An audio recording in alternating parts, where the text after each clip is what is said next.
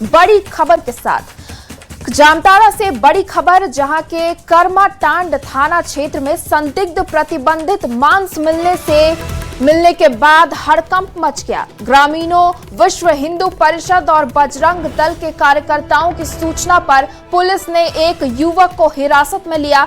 युवक की electric scooty की तलाशी में 5 पैकेट संदिग्ध मांस बरामद हुआ। पुलिस ने युवक और वाहन को कब्जे में लेकर मांस का नमूना जांच के लिए भेज दिया है।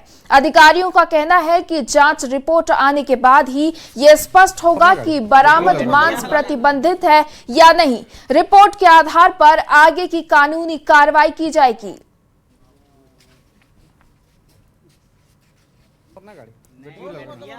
पकड़ने वाला आदमी है वो दाऊद मियां है, जो मुरली पहाड़ी का रहने वाला है। इस तरह गैर कानूनी काम नहीं होना चाहिए। मेरा भारत में आज पूरा झारखंड का पूरा भारत में गो मांस के प्रतिबंध है, फिर भी ये लोग खुलेआम पॉलीथीन में लेकर गाय का मीट चल रहा था। चलने के बाद कि वन भीतर का आपका नाम कुछ हुआ, अपना आके डिक्की खोला, हम लोग को भी मतलब अनदेखा कर दिया। खोल के हाथ में झुला के, ऐसे किसी का घर नहीं घुसा था, वहीं गाड़ी से निकाल के एक खड़ा हुआ था। तो इसके बाद हम लोग पकड़ लिए, पकड़ के उसका हम चाबी हाथ लिए। इसके बाद आप मीडिया लोग को हम फोन कर दिए, भैया लोग को फोन। धनबाद से बड़ी खबर, जहां के कतरास थाना क्षेत्र में स्कूली छात्र पर कथित जानलेवा हमला किया गया, जिसके बाद परिवार ने शिक्षक समेत कई लोगों पर साजिश रचकर हमला करने के आरोप लगाए। परिजनों का दावा है कि छात्र को बहाने से बुलाकर उसके साथ मारपीट की गई और गंभीर हालत में झाड़ियों में फेंक दिया गया। वहीं आरोपी शिक्षक ने सभी आरोपों को बेबुनियाद बताते हुए निष्पक्ष जांच की मांग की है। पुलिस ने मामले में एक आरोपी को गिरफ्तार कर लिया है और बाकी आरोपों की जांच जारी है। लड़के बैठाए रहे, हम बाहर जाने का कोशिश कर रहे थे, फिर भी वो रोक दे रहे थे। फिर कोई बहाना से जब हम बाहर में आए, क्या बात बना रहे थे अंदर में? बात बना रहे थे कि यही सब मतलब पहले वाला सारा बात कि तुम लोग को ढंग से कुछ करने नहीं आता है, ऐसे वैसे हम रहेंगे तभी कुछ काम होगा, कोई थाना पुलिस कर नहीं पाएगा, यही सब बात कर। हाँ, पहले भी मारपीट हुआ था डिनोबली स्कूल कुराडी के मतलब तालाब के पास। वहाँ उमा शंकर सिंह पूरा अनाप शनाप बोलने लगे कि कहाँ आपका बेटा है। हम बोले भैया, आप बोले हम घर पहुंचा देंगे, मेरा बेटा आया भी नहीं है। आप बोल रहे हैं आधा घंटा पहले चला गया। तब तक एक आदमी उधर से आया, बोलता है एक लड़का वहाँ झाड़ी में फेंका हुआ है। भैया पूरा रोने पटकाने लगा। वहाँ देखे मेरा बेटा को, हमको लगा कि खत्म हो गया। फिर तुरंत प्रशासन को भी फोन कर दिए, पहले प्रशासन को फोन किए, मेरा दिमाग काम नहीं कर रहा था। फिर वो लोग तुरंत आए और हॉस्पिटल में लेकर इन लोग को आए। घटना घटा और कल जो घटना घटा उसमें मेरा कोई रोल नहीं है। पुलिस मामले की तहकीकात कर रही है। अभी कुछ भी पब्लिकली स्टेटमेंट देना मेरे लिए उचित नहीं है और मुझे नहीं बोलने के लिए कहा गया है। जो भी होगा वो तहकीकात से पता चलेगा। अगर हम गलत हुए तो जो कार्रवाई हो। जो भी इस संबंध में जो आपने कहा कि छात्र के साथ मारपीट हुआ है, इस संबंध में कतरास थाने में एक FIR भी दर्ज हुआ है और उसमें हम लोगों ने अरेस्ट भी की थी। और अगर इसमें अभी जो मामला है बरोड़ा में घटित हुई है, तो हम लोग इसको देख रहे हैं और जो भी इसमें दोषी हैं उसको। दुमका के रानेश्वर प्रखंड में मुख्यमंत्री मैया सम्मान योजना की जांच में बड़ा खुलासा हुआ है। सत्यापन के दौरान 11 ऐसे लाभुक मिले हैं जिनके परिवार के सदस्य सरकारी नौकरी में हैं, फिर भी वे योजना का लाभ ले रहे हैं। नियमों के अनुसार ऐसे परिवार इस योजना के पात्र नहीं हैं। प्रखंड विकास पदाधिकारी ने सभी लाभुकों को नोटिस जारी कर अब तक मिली राशि की ब्याज सहित वसूली की प्रक्रिया शुरू कर दी है। प्रशासन का कहना है कि जांच अभियान जारी है और अपात्र लाभुकों को नियमानुसार कार्रवाई की जाएगी। और अभी सत्यापन के क्रम में हम लोगों ने पकड़ा है कि यहाँ पर कम से कम 11 हमारे ऐसे मिले हैं लाभुक जिनके पति या तो सरकारी विभाग में काम कर रहे हैं, या तो नियमित रूप से या संविदा के रूप में। तो ऐसे भी हम लोगों ने पकड़ा है कि एक रेलवे में काम कर रहे हैं, कुछ टीचर काम कर रहे हैं, कुछ पोषण सखी हैं, एक ANM है। तो मैंने इसे पकड़ा है उनको भी, और हम लोगों ने जांच करके अभी उन लोगों के पास एक नोटिस दिया है। नोटिस में उन लोगों ने 2 लोगों ने स्वीकार किया है कि हाँ गलतियाँ हुई है और वो अब राशि को वापस करने के लिए भी इच्छुक है। तो उनको भी हम लोग गणना करके कि कितनी राशि उनसे विथ इंटरेस्ट वसूला जाए वो हम लोग उनको बना के दे रहे हैं और वो हम लोग कार्रवाई आगे भी करते रहेंगे। रांची के नगड़ी थाना क्षेत्र के रहने वाले अलीम अंसारी ने प्रधानमंत्री नरेंद्र मोदी, गृह मंत्री अमित शाह, उत्तर प्रदेश के मुख्यमंत्री योगी आदित्यनाथ और हटिया विधायक नवीन जायसवाल के खिलाफ अभद्र भाषा का इस्तेमाल करते हुए धमकी दी है। इसे लेकर बीजेपी नगड़ी मंडल अध्यक्ष रितेश राज की शिकायत पर नगड़ी थाने में साहेर निवासी अलीम अंसारी के खिलाफ केस दर्ज किया गया है। पुलिस मामले की जांच में जुटी है। अधिक जानकारी दे रहे हैं संवाददाता ओम प्रकाश। अभद्र भाषा का प्रयोग किया गया है और जिससे समाज में सामाजिक समरसता खराब होती है और आए दिन इस तरह के लोगों को मतलब इस तरह के जो लोग हैं उनका मानसिक स्थिति में सुधार हो, इसलिए मैं थाना में लिखित आवेदन दिया हूं ताकि ऐसे जिहादी मानसिकता के लोगों पर कार्रवाई हो और मुझे भरोसा है कि पुलिस उस पर कार्रवाई जरूर करेगी। देश के प्रधानमंत्री नरेंद्र मोदी, गृह मंत्री अमित शाह और स्थानीय विधायक नवीन जायसवाल के खिलाफ अभद्र टिप्पणी करते हुए उन्हें धमकी भी दी गई है। मामले को लेकर नगड़ी थाने में जो एफआईआर है वो दर्ज कराई गई है। भाजपा मंडल अध्यक्ष के द्वारा ये पूरा शिकायत जो है वो नगड़ी थाने में दर्ज कराया गया है। शिकायतकर्ता के द्वारा ये तमाम बातें कही गई हैं। उनके द्वारा ये भी कहा गया है कि जिस तरह की भाषा का इस्तेमाल किया गया, अलीम अंसारी जो कि इस पोस्ट को इंटरनेट मीडिया में वायरल किया है, उसने कहीं ना कहीं हिंदू धर्म, संस्कृति और तमाम चीज़ों को भी ठेस पहुंचाई है। इसके साथ ही उनका कहना है कि जिस तरह की भाषा का प्रयोग किया गया है प्रधानमंत्री, केंद्रीय गृह मंत्री और स्थानीय विधायक के खिलाफ, वो आपत्तिजनक है और इस व्यक्ति के खिलाफ, जो भी व्यक्ति के द्वारा ये पोस्ट डाला गया उसके खिलाफ सख्त कार्रवाई की जाए। फिलहाल पुलिस पूरे मामले की जांच में जुटी हुई है। देखना होगा कि क्या कुछ तथ्य सामने आते हैं और किस तरह से आगे की कार्रवाई बढ़ती है। कैमरामैन संजीव तिवारी के साथ ओम प्रकाश, न्यूज़ 18 रांची। लातेहार से बड़ी खबर, जहां नगर पंचायत के कचरा प्रबंधन केंद्र में कचरे की छटाई के दौरान करीब 5 महीने के भ्रूण का अर्धनिर्मित शव मिला। शव मिलने के बाद मामले की जांच की गई, जिसमें पता चला कि ये कचरा शहर के एक मेडिकल स्टोर के पास से आया था। इसके बाद प्रशासन, स्वास्थ्य विभाग और पुलिस की संयुक्त टीम ने मेडिकल स्टोर पर छापेमारी की। कार्रवाई के दौरान गर्भपात में इस्तेमाल होने वाले संदिग्ध उपकरण और बड़ी मात्रा में एक्सपायरी दवाइयां मिलने की बात सामने आई। पुलिस ने मेडिकल स्टोर को सील कर संचालक को हिरासत में ले लिया है। वहीं भ्रूण को पोस्टमार्टम के लिए भेजकर पूरे मामले की जांच शुरू कर दी गई है। यहाँ पे अबॉर्शन ये सब का कार्य किया जा रहा है, तो उसी के एवज में हम लोग टीम बना के यहाँ पर आए थे और जांच पड़ताल किया, जिसमें पाया गया कि इस तरह का किया जा रहा है। बाकी आगे की जांच की जाएगी, उसके आलोक में आगे की कार्रवाई की जाएगी। शाम में हम लोग को एक डेड बॉडी मिला बच्चा का, एकदम नवजात बच्चा है, हमको लगता है 7-8 माह का हो सकता है।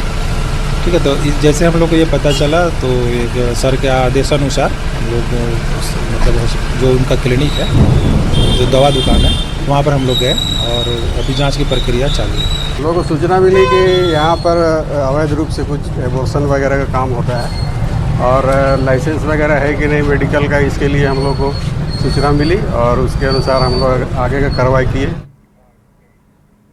रांची के नामकुम प्रखंड के सीटीओ स्थित आयुष्मान आरोग्य मंदिर में स्वास्थ्य व्यवस्था की लापरवाही की तस्वीर सामने आई है। कार्य दिवस के दौरान चिकित्सा पदाधिकारी अस्पताल से नदारद मिले और पूरा केंद्र सिर्फ एएनएम के भरोसे चलता दिखा। अस्पताल में एक्सपायरी दवाइयां भी रखी मिली, जबकि कई दवाइयां अगले 1-2 महीनों में एक्सपायर होने वाली हैं। एएनएम इंदु कुमारी का कहना है कि जिले से कम अवधि वाली दवाइयों की सप्लाई होती है और बारिश की वजह से चिकित्सा पदाधिकारी अस्पताल नहीं पहुंच सकी। अब सवाल ये है कि अगर बारिश में डॉक्टर ही अस्पताल नहीं पहुंचेंगे तो मरीजों का इलाज कैसे होगा और ऐसी लापरवाही पर जवाबदेही आखिर तय कब होगी? दीदी क्या करेगी बेचारी को, जो दवाई। राज्य के सरकारी अस्पतालों में मरीज इस उम्मीद के साथ आते हैं कि उनके इलाज का सुचारू रूप से उपचार हो पाएगा, लेकिन आप जब ग्रामीण क्षेत्रों में आएंगे तो आपको पता चलेगा कि अस्पताल के नाम पर सिर्फ बिल्डिंग ही खड़े होते हैं। उसके अंदर ना तो डॉक्टर्स आसानी से उपलब्ध होते हैं, ना तो बेहतर दवाइयाँ। इस वक्त हम आप देखिए कि आयुष्मान आरोग्य मंदिर सीठियो नामकुम में है और यहाँ की तस्वीरें आपको दिखाते हैं। इक्का दुक्का ही सही, लेकिन मरीजों की संख्या यहाँ रहती है। लेकिन आज जब हम यहाँ आए तो हमें पता चला कि जो चिकित्सा पदाधिकारी जिनकी यहाँ ड्यूटी है वो मैडम आज यहाँ नहीं है। हालांकि एएनएम के द्वारा उपचार किया जा रहा है, मरीजों को दवाइयाँ दी जा रही हैं। दीदी बहुत सारी दिक्कत है, आपके यहाँ पानी भी चूता है? जी पानी तो चूता है, तो इसीलिए मैडम नहीं आती है क्या? हाँ वो भी आता है, पानी बरसात का मौसम है तो चुटिया से आती है। चुटिया आज नहीं आ पाई? आज नहीं आ पाई। चलिए अब हम आपको यहाँ के स्टोर की स्थिति दिखाते हैं, क्योंकि एक्सपायरी दवाओं के बारे में कहा गया कि जो दवाइयाँ एक्सपायर होने वाली होती हैं उन्हें यहाँ ला दिया जाता है, यानी कि जिले से लेकर यहाँ ट्रांसफर कर दिया जाता है। जरा तस्वीरें देखिए कि यहाँ दवाइयाँ सजी हुई हैं और लगभग दवाइयाँ चाहे तो पिछले महीने एक्सपायर हो गई या फिर अगले एक आध महीने में वो एक्सपायर हो जाएगी। ये देखिए जून के महीने में 2026 में ये दवाई एक्सपायर हो चुकी है। जैक्सन का ये सिरप है, बच्चों को देने वाला सिरप है, और ये देखिए ये जून के महीने में एक्सपायर हो गया। तो सवाल ये है कि जब सरकारी व्यवस्थाएं चलती हैं, मरीज उम्मीद के साथ यहाँ आते हैं, तो आखिर बेहतर इलाज कैसे करा पाएंगे जब यहाँ जो चिकित्सा पदाधिकारी हैं वो तो उपलब्ध है नहीं, और जो दवाइयाँ यहाँ सप्लाई की जा रही है वो भी लगभग एक्सपायरी की तारीख पर हैं। गौरव झा, न्यूज़ 18 रांची। ऐसे में न्यूज़ 18 के सुलगते सवाल हैं कि ड्यूटी के समय डॉक्टर कहां थे? क्या एएनएम के भरोसे चलेगा अस्पताल? बारिश में मरीजों का इलाज कौन करेगा? अस्पताल में एक्सपायरी दवाइयां क्यों? लापरवाह अधिकारियों पर कार्रवाई कब होगी? और सरकारी अस्पतालों की जवाबदेही कौन तय करेगा?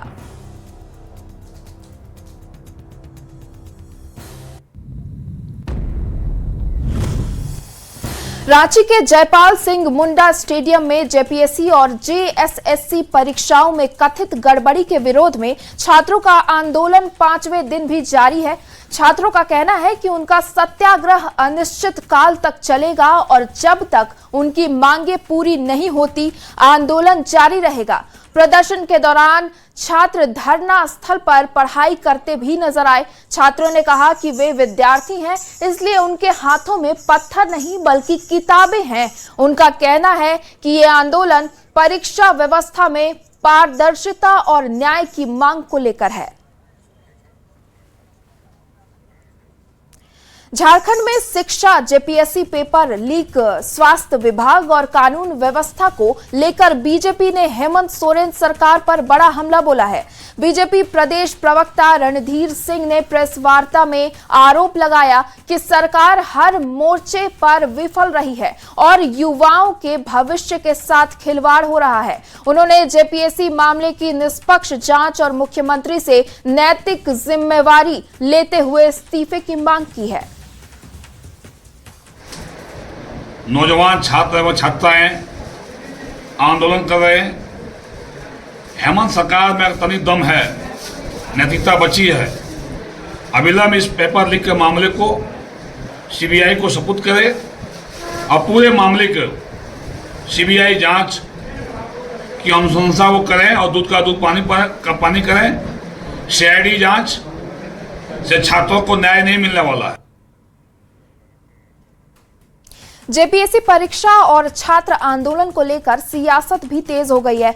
बीजेपी के पूर्व विधायक अमित मंडल ने झारखंड सरकार, जेएमएम और कांग्रेस पर तीखा हमला बोला है। आरोप लगाया कि सत्ताधारी दल छात्र आंदोलन को दबाने की कोशिश कर रहे हैं और आंदोलन में शामिल छात्रों को बाहरी बताकर बदनाम किया जा रहा है। घर घर नौकरी देंगे, सबको सरकारी नौकरी देंगे, बावजूद इसके सरकार जब जेएसएससी और जेपीएससी को कंडक्ट ही नहीं करा पा रही, तो स्वाभाविक सी बात है कि यहाँ पर आंदोलन हुआ है। और जब आंदोलन हुआ है और सरकार के एक भी नुमाइंदे अगर उस आंदोलन में नहीं पहुंचते हैं, तो मुझे ऐसा लगता है कि सरकार इनकी बातों को सुनकर भी अनसुना कर रही है। जिस प्रकार से दिल्ली में आपने देखा कि केंद्र सरकार ने तुरंत प्रॉम्प्ट एक्शन लिया, उसी हिसाब से झारखंड में भी हम लोग ये मांग करते हैं कि प्रॉम्प्ट एक्शन लेते हुए जेएमएम महागठबंधन को अपने मुख्यमंत्री का इस्तीफा लेना चाहिए। अमित मंडल के आरोप पर जेएमएम ने पलटवार करते हुए कहा, बीजेपी छात्र हितों के नाम पर सिर्फ राजनीति कर रही है। झारखंड में माटी के बेटे की सरकार है और यहां छात्रों के साथ किसी तरह की नाइंसाफी नहीं होने दी जाएगी। छोटे भाई हैं, वो जिन सवाल को उठा रहे हैं उनका माकूल जवाब सरकार देगी, उन्हें संतुष्ट करेगी। हमें ये विश्वास है अपने सरकार के ऊपर। हाँ, माटी का बेटा का शासन है और हम यहाँ के लोगों के साथ नाइंसाफी नहीं होने देंगे। जेपीएससी और राज्य सरकार के खिलाफ चल रहे छात्रों के आंदोलन को अब कांग्रेस का भी समर्थन मिल रहा है। कांग्रेस के प्रतिनिधि मंडल ने आज छात्रों से मुलाकात की। इसमें शामिल कांग्रेस के रांची महानगर अध्यक्ष कुमार राजा ने कहा कि छात्रों की मांग जायज है। उनकी मांग को लेकर कांग्रेस मुख्यमंत्री से भी बात करेगी। सवाल पूछा जा रहा था कि झारखंड के मामले में कहाँ है। हम बताना चाहते हैं हम यहीं हैं, हम छात्रों के बीच में हैं, उनकी मांगों को सुन रहे हैं, उनके भावना को समझ रहे हैं। हमारे पार्टी में कुछ स्तरीय कमेटी बनाई गई है जो कि इसी काम के लिए, पर्पस ही यही है कि छात्रों की मांगों को समझकर उस बात को सरकार तक, मुख्यमंत्री साहब तक पहुंचाना। आज हमने सारी मांगों को समझा है, इत्मीनान से बैठ के कागज कलम के साथ नोट किया है। अभी अतिशीघ्र मैं उसको ड्राफ्ट करके मेल के माध्यम से चिट्ठी लिखकर अपने नेताओं को पहुंचाऊंगा और हम प्रयासरत है कि जल्द से जल्द इस चीज को हम सरकार तक पहुंचाएं। गुमला के डुमरी प्रखंड स्थित नटावल गांव के राजकीयकृत उत्क्रमित मध्य विद्यालय की हालत बेहद खराब है। जर्जर छत से लगातार पानी टपक रहा है, लेकिन 65 बच्चे इसी भवन में पढ़ाई करने को मजबूर हैं। हालात ऐसे हैं कि छत को प्लास्टिक से ढककर किसी तरह कक्षाएं चल रही हैं। प्रधानाध्यापक का कहना है कि पिछले साल मरम्मत के बावजूद समस्या दूर नहीं हुई, इसलिए उन्होंने अपने खर्च पर तिरपाल लगवाया। अब सवाल ये है कि बच्चों की सुरक्षा की जिम्मेदारी आखिर कौन लेगा। बरसात के मौसम में हमारे विद्यालय में पानी टपकता है, उसके वजह से हम लोग पढ़ाई में बहुत परेशानी होती है। आती है उसी समय रिसाव होना चालू होता है, जिससे पढ़ाई करने के लिए बच्चों को बहुत कठिनाई है। जैसे स्कूल में रिपेयरिंग हुआ, रिपेयरिंग के जस्ट बाद में ही रिसाव चालू हो गया, जिससे बच्चे बहुत परेशान हैं। और इस विद्यालय में 4 शिक्षक हैं, 3 महिलाएं और 1 पुरुष, जिसमें से जो पुरुष शिक्षक है वो काफ़ी समय से यहाँ पे नहीं आते हैं, जिससे बच्चों को भी बहुत परेशानी पढ़ाई में हो रही है। जैसे एक टीचर है वो 3-4 सब्जेक्ट कैसे पढ़ा पाएगा। इससे सरकार से भी हम लोग गुहार लगाए थे, फिर प्लस बीआरसी स्कूल में भी आवेदन भी दिए थे, मगर किसी प्रकार कोई कार्रवाई नहीं हुआ। तो मौसम जैसे ही आया और वैसे ही हमारे छत से रिसाव होना शुरू हो गया, जबकि ये विद्यालय भवन पिछले वर्ष ही मरम्मत किया गया है, फिर भी से पहला बारिश होते ही कम बारिश में भी रिसाव होना शुरू हो गया। और मैं तिरपाल निजी खर्च से मैं खरीद करके ढक करके मैं बच्चों को पढ़ाई करवा रही हूँ। जब बारिश होता है तो बच्चों को बहुत परेशानी होती है। बच्चे डेस्क बेंच को इधर उधर करके पोछा कर करके फर्श को सुखाते हैं और बैठते हैं। पहली सोमवारी को लेकर देवघर स्थित बाबा बैद्यनाथ मंदिर में तैयारियां अंतिम चरण में पहुंच चुकी हैं। इस बार बाबा का दरबार पूरी तरह प्राकृतिक फूलों से सजाया जा रहा है। मंदिर के श्रृंगार के लिए बेंगलुरु से विशेष फूल मंगाए गए हैं, जिसमें गेंदा, गुलाब, सूरजमुखी, रजनीगंधा समेत कई आकर्षक पुष्प शामिल हैं। खास बात यह है कि इस बार सजावट में एक भी आर्टिफिशियल फूल का इस्तेमाल नहीं किया जा रहा है। मंदिर परिसर को भव्य और दिव्य स्वरूप देने के लिए कारीगर दिन रात जुटे हुए हैं। पहली सोमवारी पर लाखों श्रद्धालुओं के पहुंचने की संभावना को देखते हुए प्रशासन भी सुरक्षा और व्यवस्था को लेकर पूरी तरह अलर्ट है। सावन का पवित्र महीना चल रहा है और कल सावन की पहली सोमवारी है। देवघर में पूरे बाबा बैद्यनाथ मंदिर में इस बार जो है फूलों से सजाया जा रहा है। खास बात यह है कि कोई भी आर्टिफिशियल फूल का प्रयोग नहीं किया जा रहा है, जो भी है वो नेचुरल फूलों से सजाया जाएगा। आप देख सकते हैं कि तैयारियां जो है वो किया जा रहा है। गेंदा फूल है, पत्ते हैं, इसके अलावे जो है कई नेचुरल फूल जो है वो इस बार बाबा बैद्यनाथ मंदिर और वीआईपी गेट सजाया जाएगा। देखिए कि फूलों का जो स्टॉक है वो काफी ज्यादा यहाँ पर है और तैयारियां आज क्योंकि रविवार है, तैयारियां अभी से शुरू कर दी गई है ताकि कल सुबह तक इस पूरे फूल को सजाया जा सकेगा। आप देखिए कि फूल जो है अलग अलग वेराइटीज के ये फूल हैं। इसके अलावा भी देखेंगे कि कई आकर्षक फूल ये इस बार जो है मंदिर में पूरा सजेगा और कोई भी आर्टिफिशियल फूल का प्रयोग नहीं किया जा रहा है। तो पूरा मंदिर को दुल्हन की तरह सजाया जाएगा, कच्चे फूलों से सजाया जाएगा, सभी ताजी फूलें लगाई जा रही हैं जिससे मंदिर का एक आकर्षक जो है वो काफी आकर्षक दिखेगा। यहाँ पर जो काम कर रहे हैं उनसे सीधे बात करते हैं, कितना उत्साहित है बाबा मंदिर में काम कर रहे हैं और कल सजाने का भी काम मिला है, सोमवारी है। बहुत उत्साही हम लोग हर साल सजाते हैं। ये जो सावन का सोमवार होता है 4 सोमवारी हम लोग को टेंडर मिलता है। चारों सोमवारी को कहाँ सजाएंगे? पूरा मंदिर 2200 मंदिर सजेगा। कौन सा फूल लगा रहे हैं आप लोग? अभी गेंदा फूल है, पत्ता है, बेंगलोर गुलाब है, बेंगलोरी जरबेरा है, बेंगलोरी सब बेंगलोर का ही माल है हम लोग के पास। तो देख सकते हैं कि कोई भी आर्टिफिशियल फूल का प्रयोग नहीं किया जा रहा है। यहाँ पर जो उत्साह से जो काम कर रहे हैं कर्मी वो काम भी कर रहे हैं और क्योंकि कल सोमवार है, कल काफी खास दिन होता है, लाखों की संख्या में कांवरिया यहाँ पर पहुंचते हैं तो मंदिर को पूरी दुल्हन की तरह सजाया जा रहा है, फूलों से सजाया जा रहा है और खास बात यह है कि आर्टिफिशियल फूल एक भी प्रयोग में नहीं किया जा रहा है। तो कुल मिलाकर कल पहली सोमवारी को लेकर जिला प्रशासन तमाम तैयारियां कर रही हैं, मंदिर प्रशासन तमाम तैयारियां कर रही हैं ताकि यहां देवघर पहुंचने वाले देवतुल्य श्रद्धालुओं को एक सुखद अनुभूति लेकर वापस जाएं। मनीष दुबे, न्यूज़ 18 देवघर। राजकीय श्रावणी मेला 2026 के दौरान बाबा बासुकीनाथ धाम में श्रद्धालुओं का आना लगातार जारी है। श्रद्धालुओं को सुरक्षित और गुणवत्तापूर्ण खाद्य सामग्री उपलब्ध कराने के मकसद से फूड सेफ्टी विभाग भी अलर्ट है। इस क्रम में खाने पीने की दुकानों में जांच अभियान चलाया गया। 26 दुकानों में पेड़ा, हल्दी, सेव और सब्जी दाल सहित कुल 55 फूड सैंपल की जांच की गई। इस दौरान खराब क्वालिटी का करीब 13 किलो पेड़ा नष्ट किया गया।